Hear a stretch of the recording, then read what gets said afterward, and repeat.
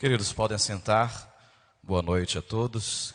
Graça e paz da parte de Deus.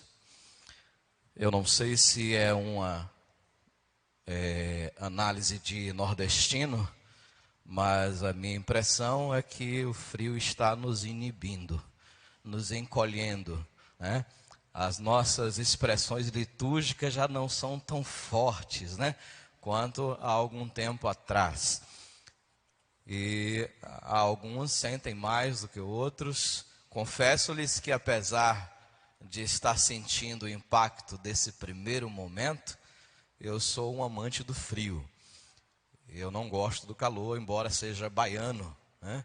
Não gosto do calor. Isso já não é a mesma coisa para minha esposa.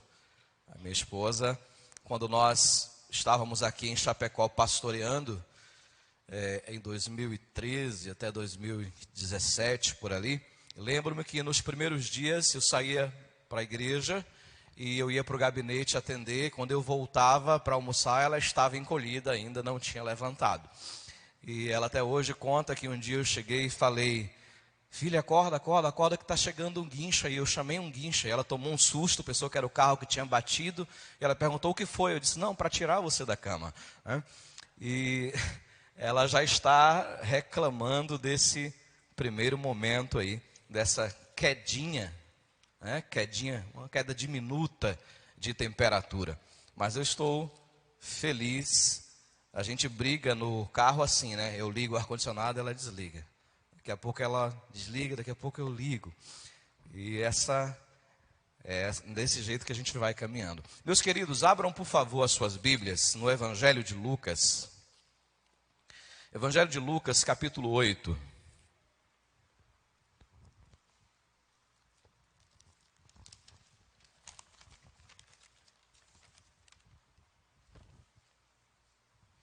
Evangelho de Lucas, capítulo 8, um texto muito conhecido da maioria dos irmãos.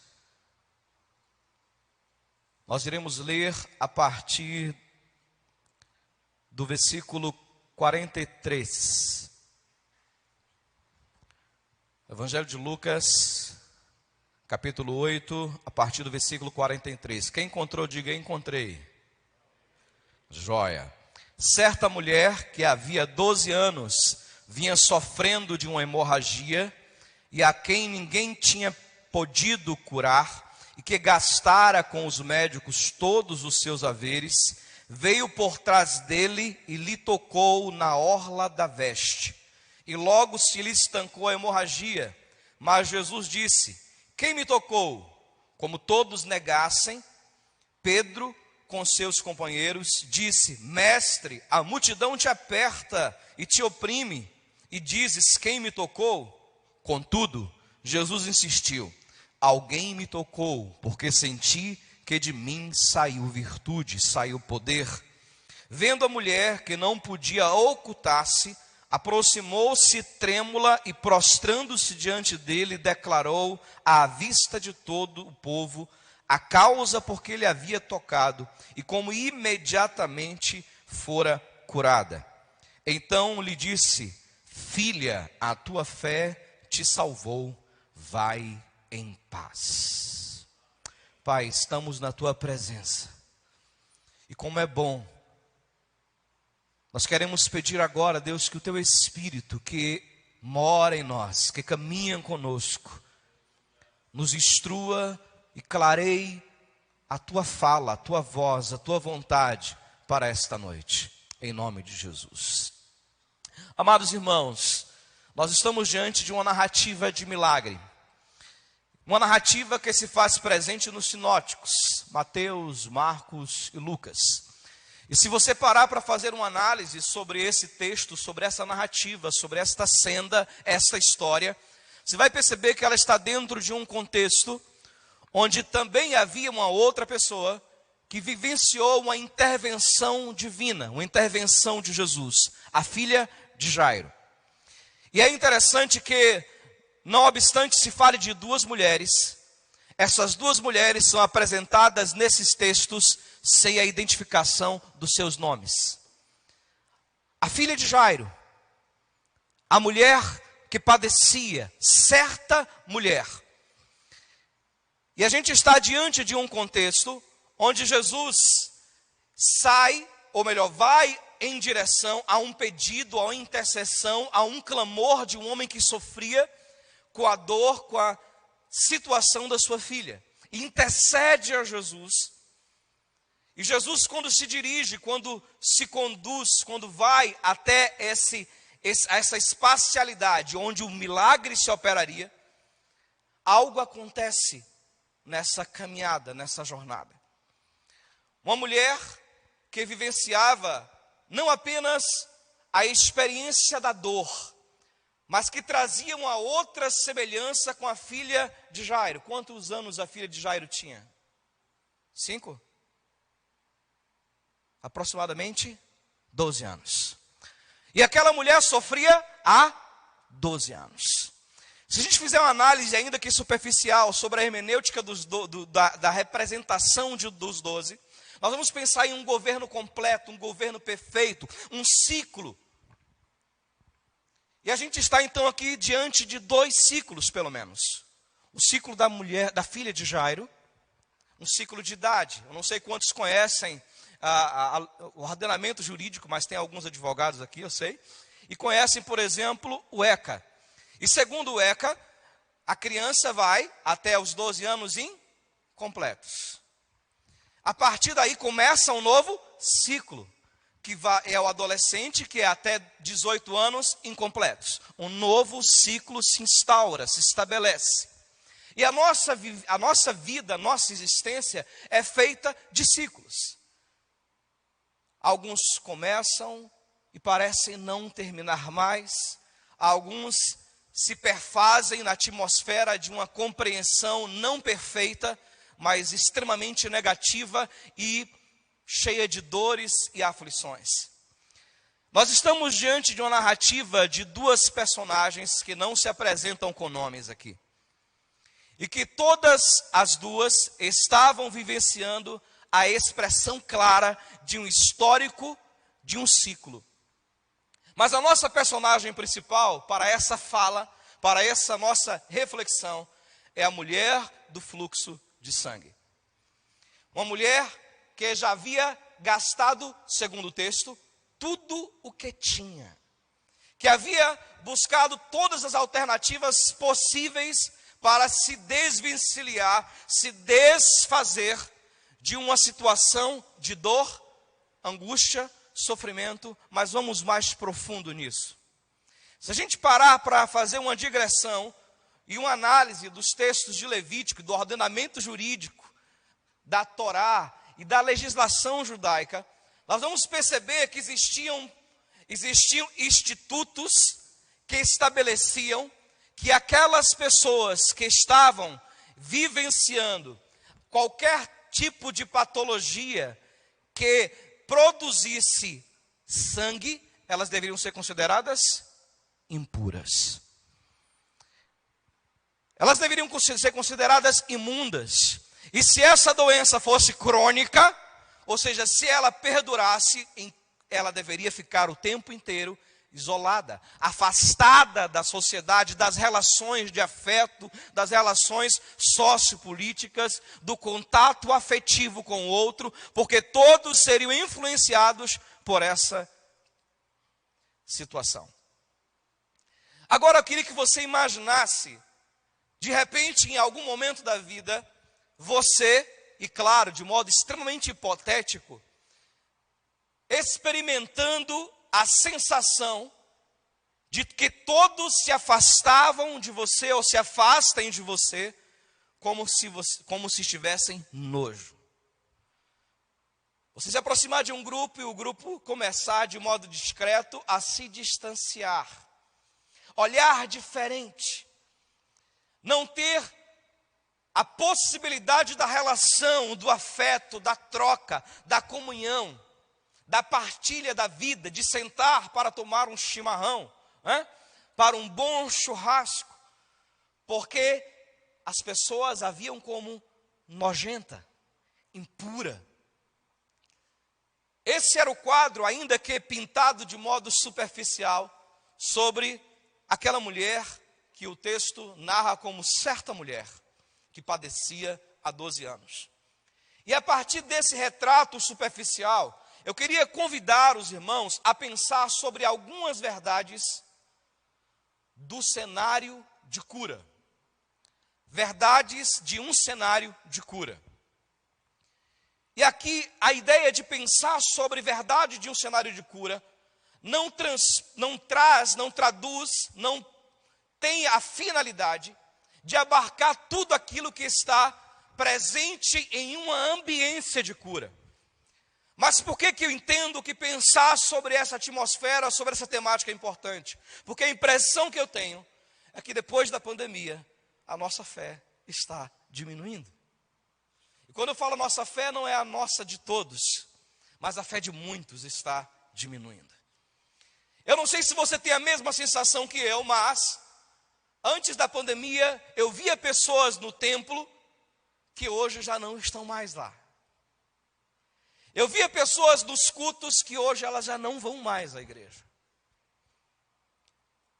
E não é porque elas assistem o culto pela internet, pelas redes sociais. É porque elas simplesmente perderam o estímulo, a paixão, o amor e muitas vezes a fé.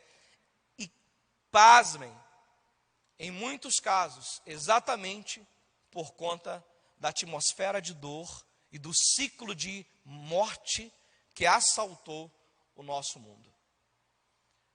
O ciclo não precisa ter 12 anos. É um percurso, é um tempo, é um lapso temporal. Assim como aconteceu com Jó. Quantos conhecem Jó? Um dia eu preguei sobre Jó falando sobre o dia das bruxas. Porque em um único dia chegaram todas as piores notícias da vida de Jó. Parece que as portas do inferno se abriram naquele dia para aquela família. E a impressão que eu tenho é que falar de cura, falar de milagres, agora salta como algo teórico, estranho, dialético, teológico, mas não mais vivencial, experiencial.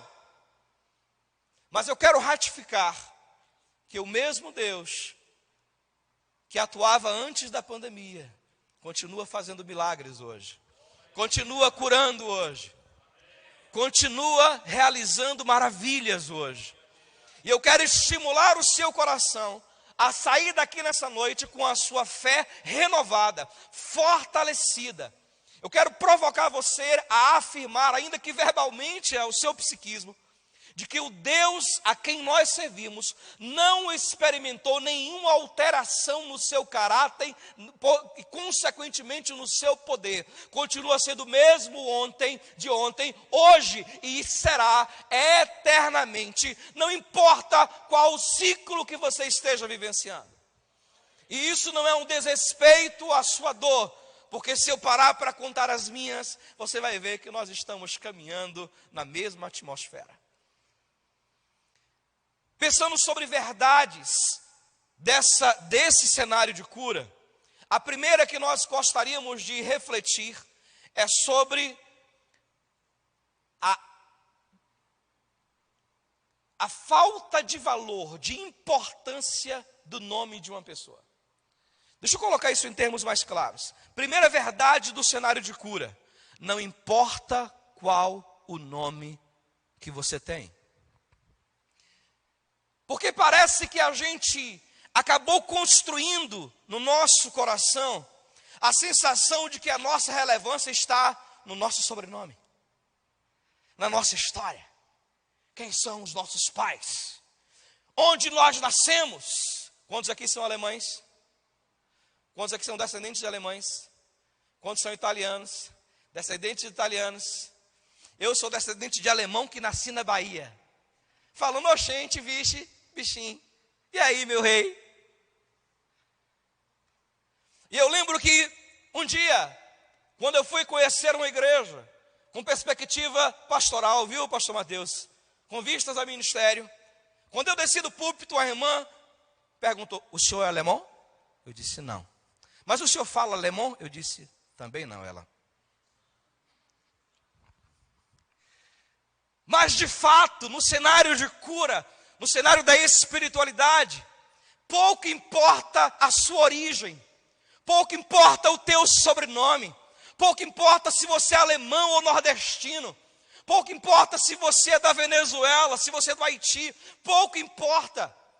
O valor não está no teu nome nem na tua origem, e sim quem de fato você é diante de Deus, na experiência que você tem com Ele. Quando o texto de Oséias diz, conheçamos e prossigamos em conhecer ao Senhor, o termo lá no hebraico é iadá, é experiência, relacionamento profundo. Se o nome fosse importante, Jesus não parava para dar atenção àquela mulher. Ele tinha seguido porque é filha de Jairo, um dos principais da sinagoga. Ele teria seguido, mas pouco importa de onde você vem, para onde você vai, pouco importa o teu sobrenome. No cenário de cura, o importante é quem você é. E se não é importante o seu nome, não é importante quais as suas posses, não é importante o teu status, não é importante aquilo que você possui, porque isso não impressiona o Senhor. O que você tem, o que você faz, o seu nome, a sua ascendência, não impressionam aquele que é dono de todas as coisas, dono do ouro e da prata, Senhor da vida, Deus dos exércitos. Mas nós temos a tendência de avorar para nós o sentimento de que as coisas têm que acontecer, de que os céus têm que se revelar, os teus céus têm que se manifestar, porque eu sou assim. Eu sou daquela igreja. E existem igrejas que dizem, a mão de Deus está aqui. Como se dissesse, não está lá, está aqui. E nós arvoramos no nosso coração esse sentimento medíocre, tacanha, ínfimo, de arrogar que somos alguma coisa. Pasmem, quantas pessoas eu já vi sofrerem por causa do nome que tem. Quantas pessoas eu já vi entrarem em depressão porque o seu nome é estranho, porque o seu nome é esturdiante, porque tem vergonha da chamada na escola, e vocês estão diante de um que tinha vergonha, porque o meu nome não é Rogério, meu nome é Cosme Rogério, e só existe um lugar que me chamam de Cosme, no trabalho secular. Isso na unidade, no Estado. Qualquer outro lugar, nas redes sociais, onde você buscar, você vai encontrar Rogério. E quando se falava Cosme, eita Jesus amado. Obrigado. O desejo do meu coração era me esconder e dizer, não está aqui, não veio. E quantas pessoas sofrem, porque os seus nomes são diferentes. Confesso-lhes, irmãos, que não obstante já tenha lido muitos teóricos, muitos filósofos, eu tenho dificuldade de falar o sobrenome do pessoal do Sul. Alguém sofre da mesma situação que eu?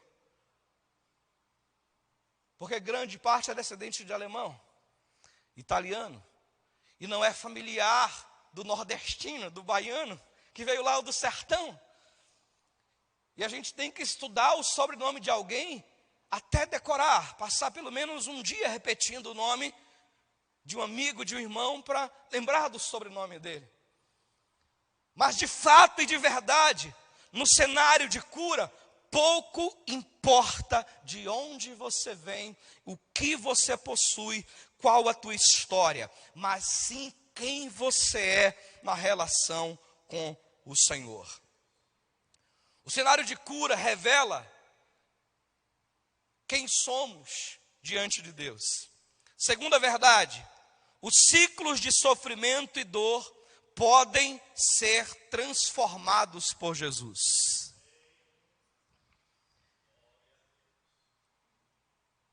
É interessante que os discípulos começam a questionar esta estatificação de Jesus. Jesus está caminhando com a multidão, E ele tem um objetivo, ele tem uma finalidade. E de repente algo acontece que é estranho. E ele para e diz: epa, peraí, alguma coisa aconteceu aqui. Alguém me tocou. E essa fala de Jesus, essa percepção é criticada. Diria que ela é ironizada. Porque a fala dos discípulos é: mas Senhor, peraí, né? Tem uma galera te oprimindo, te apertando, te tocando, e o Senhor vem com uma pergunta dessa: quem me tocou? O fato é que existia uma multidão, sim, que estava em movimento, sim, mas tocando, naquele momento, só aquela mulher. Quem me tocou? Então aconteceu um toque específico, diferenciado. Não era um movimento, não era uma agitação. Isso me faz pensar que talvez muitos estão se movimentando. Estão se agitando na igreja, levantando as mãos, ficando de pé, sentando. Mas a pergunta é: estão tocando em Jesus? Porque eles estavam ali onde Jesus estava, sim ou não? Estavam no ambiente onde Jesus estava. Jesus está aqui? Jesus está aqui, Jesus estava lá, e eles estavam no ambiente. E a impressão que se tinha era: peraí, se está todo mundo ali, está todo mundo te tocando, Senhor. Eles: epa, não. Alguém, ou seja, uma pessoa me tocou. E os outros? Estavam fazendo qualquer movimento. Estavam caminhando, conversando. E isso me faz pensar que muitas vezes nós estamos exatamente nessa atmosfera. Na atmosfera da movimentação. Estamos fazendo muitas coisas, mas estamos tocando pouco em Jesus. Quando eu escrevi o livro Voltando ao Primeiro Amor, eu conto em um dos capítulos a história de uma missionária da Junta de Missões da Bahia, onde em um congresso de missões, no momento que ela tinha que fazer um relatório, dar um depoimento sobre o campo, ela pediu para abrir um parêntese e disse: durante todo esse tempo da minha vida ministerial, eu trabalhei por missões. Eu fiz a obra de Deus. Eu me esmerei no trabalho. Mas eu não tive relacionamento com Deus dessa obra. Você pode estar no movimento, na multidão, fazendo muitas coisas, de repente mergulhado em uma dimensão litúrgica, cheia de ritos e símbolos. E isso não é menos importante. Eu não estou tratando esses elementos, a simbologia, o rito, a liturgia, a experiência acústica, como algo supérfluo, diminuto. Mas eu estou dizendo que pode ser que isso aconteça e você não esteja tocando em Jesus. Porque tocar em Jesus exige profundidade, é entrega, mergulho. Nós estamos diante de um cenário de cura de uma mulher que experimenta a mudança do ciclo de sofrimento, o ciclo de dor, de 12 anos. E muitos acham que, por estarem vivendo um ciclo, uma repetição de desastres na vida, não tem mais saída, não tem mais jeito.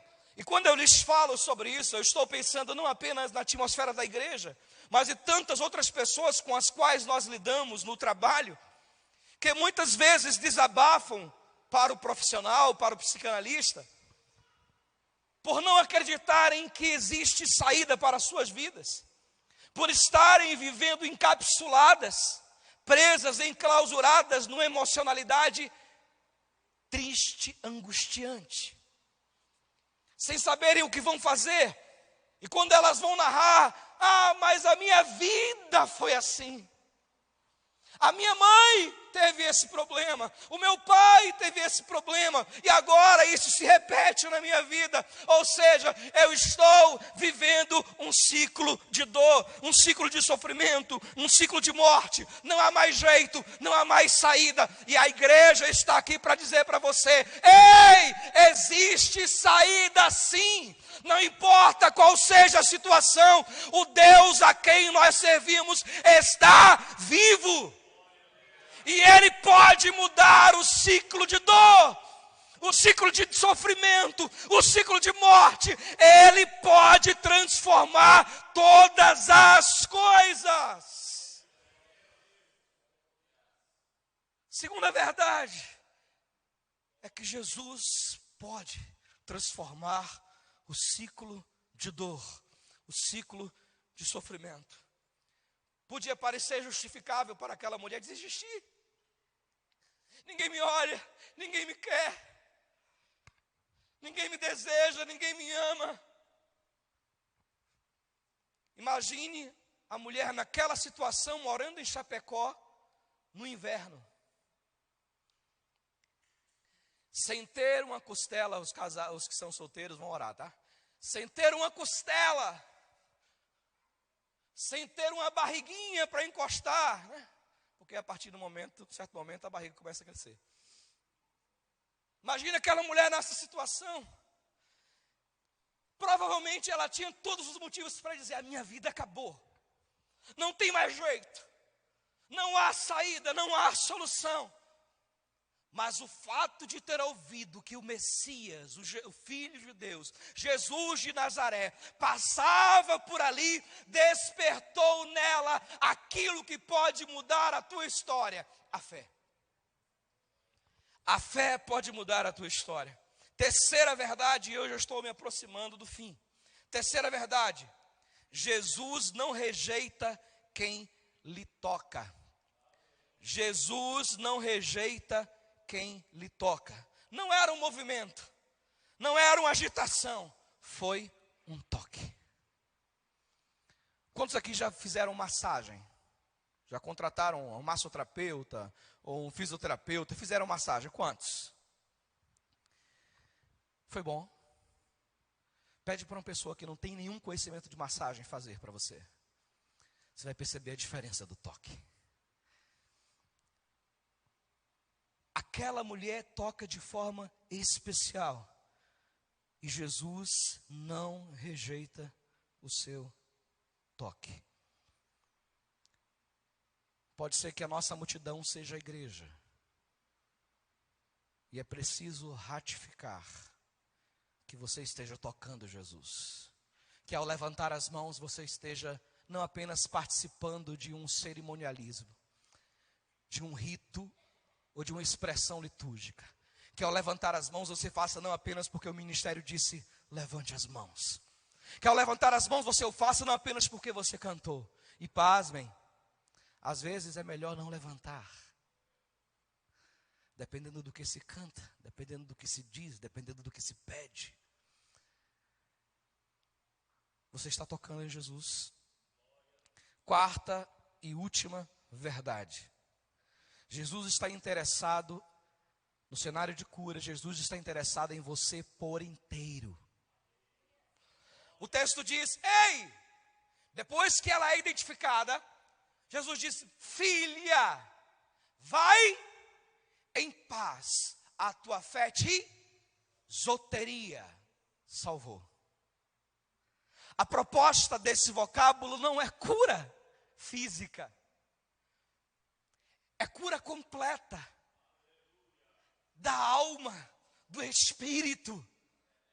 O termo ali é zoteria.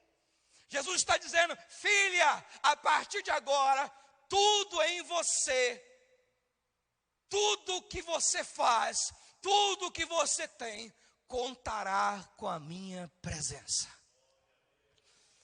No cenário de cura, é importante entender que Jesus está interessado não apenas na resolução da sua patologia, do seu problema físico, mas Ele está interessado em salvar tudo em você. E salvar tudo implica não estar plenamente saudável, mas está plenamente vivo. Deixa eu lhe dizer a diferença. Eu tenho um problema chamado costocondrite. Quem já ouviu falar nisso? É uma praga. De vez em quando, surge uma dor nas articulações. Essa dor é uma fricção de cartilagem.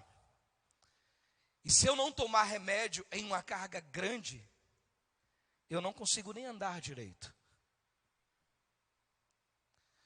Mas antes de ter esse problema, eu sofria de outra patologia que as pessoas chamam de gota. Já ouviram falar em gota?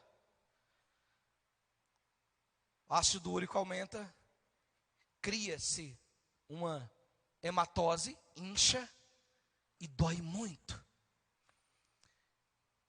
E houve um momento que eu pedi a Deus que fosse curado do ácido úrico. Porque eu estava morando aqui no sul, e no sul o povo come carne demais. E falei, Jesus, eu não consigo. Eu não aguento. E todas as vezes que eu comia carne, eu chegava no culto para pregar, mancando. Houve um dia que eu estava muito bem no retiro espiritual. E o irmão estava assando a carne, aquela coisa bonita, e eu estava sem comer carne. O irmão disse, pastor, só um pedacinho, pastor. Eu disse, tá bom, né? Só um pedacinho? Vai. E eu comia aquele pedacinho, e eu saía tarde do retiro, mancando. E eu comecei a orar, e Deus me curou do ácido úrico. Eu tenho aproximadamente 8 anos que como carne mais do que o gaúcho. E não aumenta, não incha, não dói mais. Glória a Deus, amém? Louvado seja o Senhor. Mas surgiu outra coisa. E vai sempre surgir alguma coisa, porque você está ficando velho. Olha para quem está do seu lado, você está ficando velho. Os radicais livres estão aumentando. Sabe o que são radicais livres? Sabe o que são radicais livres? São moléculas instáveis. E as moléculas estáveis, como elas vão perdendo elétrons, elas começam a roubar, assaltar, furtar elétrons das outras células. E isso vai fazendo com que você vá envelhecendo. E à medida que a gente vai envelhecendo, vai aparecendo coisa, né? Vai aparecendo coisa. Pastor, existe saída para rejuvenescer? Existe. Mas não vou dizer agora, mas existem várias coisas que podem ser utilizadas para diminuir esse furto dos radicais livres das células, das outras células. Mas o fato é que nós sempre teremos alguma coisa. Mas isso não significa que nós não estamos curados. Porque a representação da cura na perspectiva de Jesus não está vinculada diretamente à saúde física, mas sim à sua capacidade de sobreviver a qualquer situação dessa vida, ainda que seja enfermidade.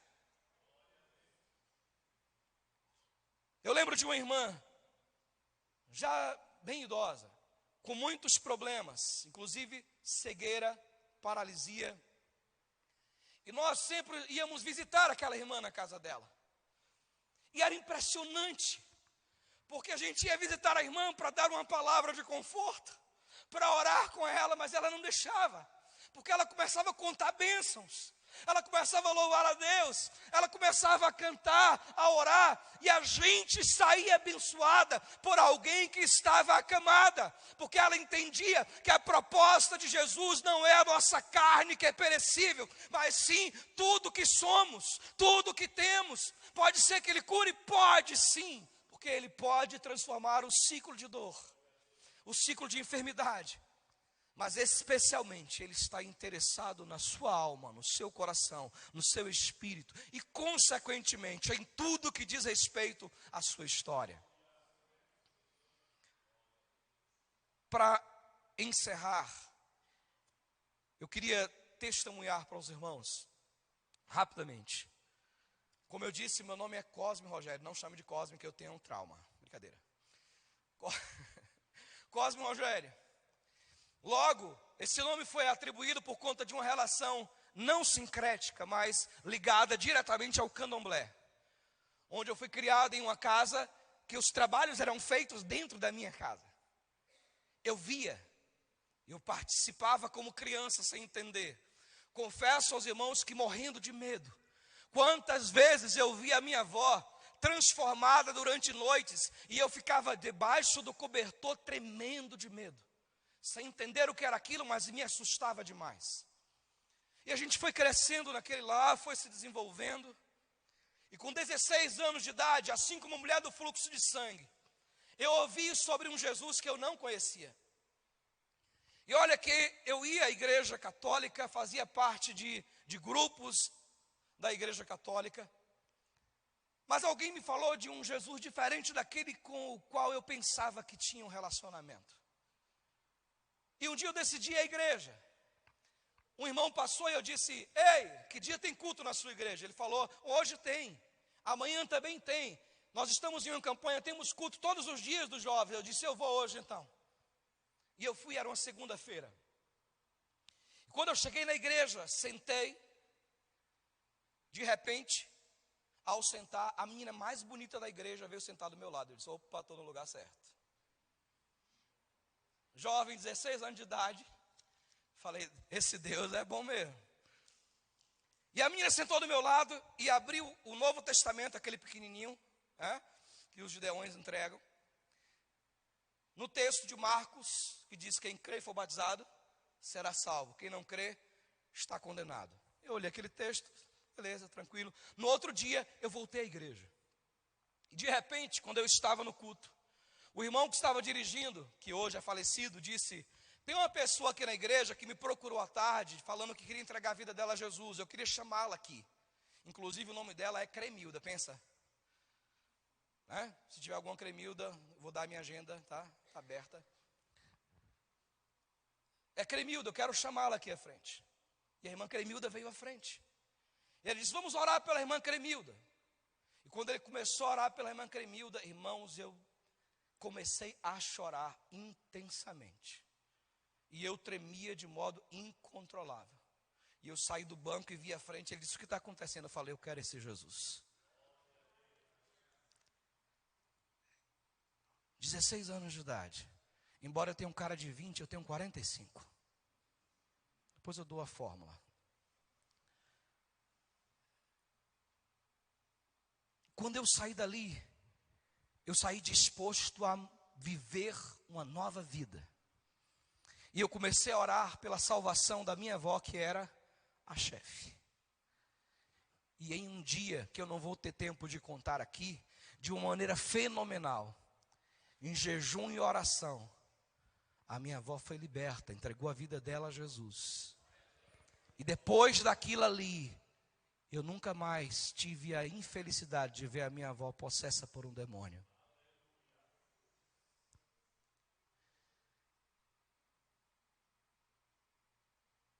Você pode não ter tudo.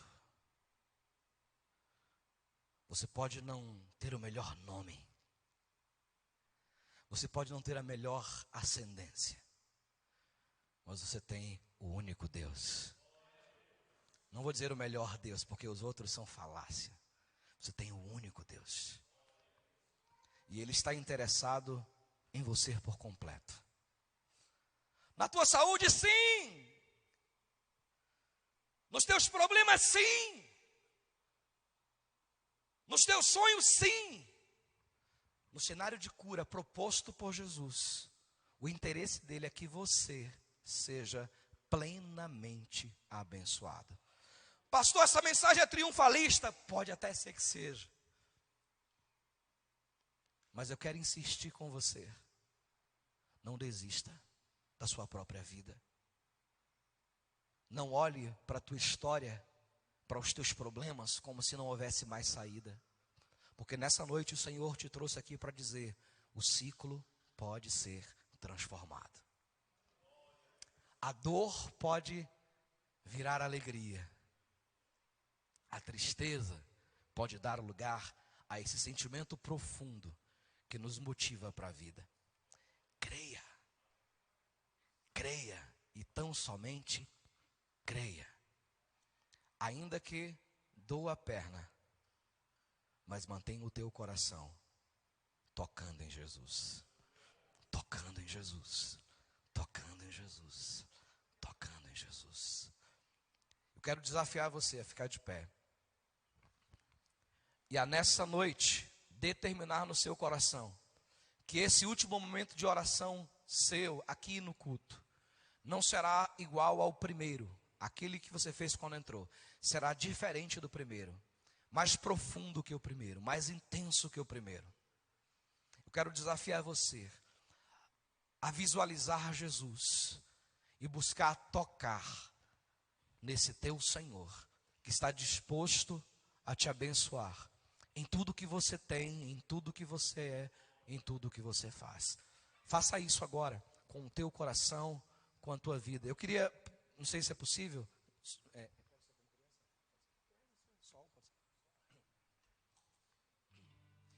Quero ser como criança, te amar pelo que és.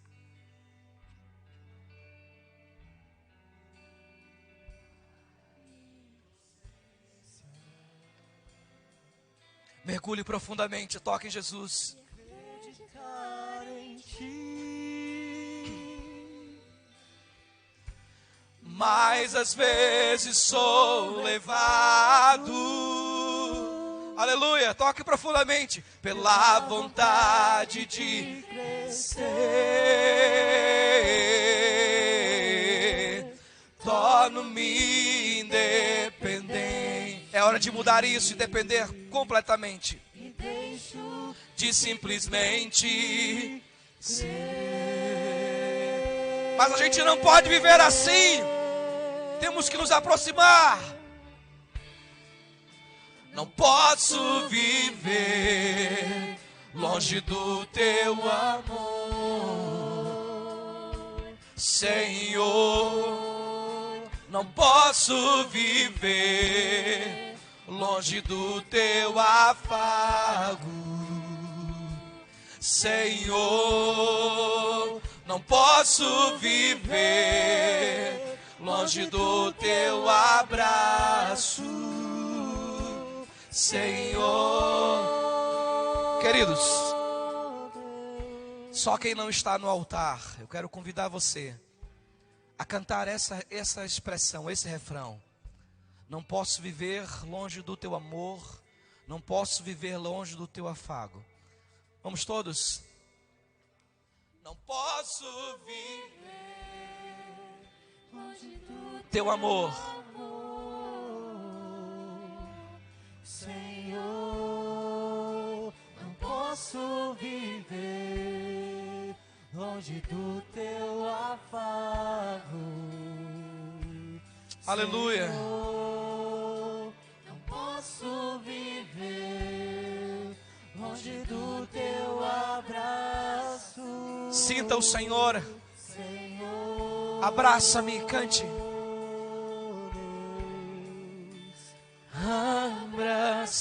Abraça-me, abraça-me,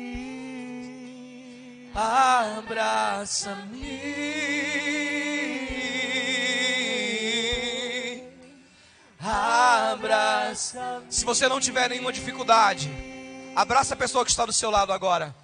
Se você puder. Se você não quiser fazer isso, você não precisa.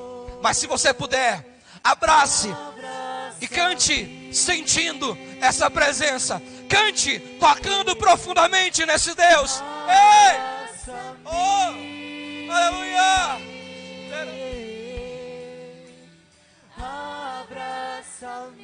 Aleluia! Com os teus braços, com os teus braços de amor,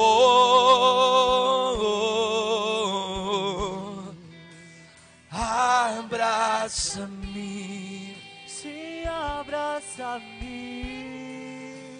abraça-me,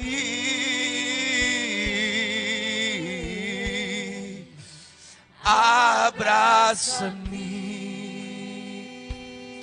aleluia. Com os teus braços de amor. Só se você sentir muita vontade, levante as suas mãos para cima e aplauda ao Senhor. Ele é o nosso Deus, é o nosso Senhor. Profetizo vida, profetizo cura, cura física sim, cura da alma, cura espiritual. Profetizo sobre a tua vida, sobre a tua casa, sobre a tua história. No nome de Jesus, receba para a glória de Deus. Pode sentar, meus amados irmãos. Em nome de Jesus. Para encerrar aqui, queria que você fizesse esse gesto. Abra os seus braços bem, o máximo que você puder. Vai fechando agora. Fechando, fechando, fechando, fechando. Aperta. Esse é meu abraço para cada um de vocês, tá bom? Um cheiro no coração. Deus abençoe. Pastor Álvaro.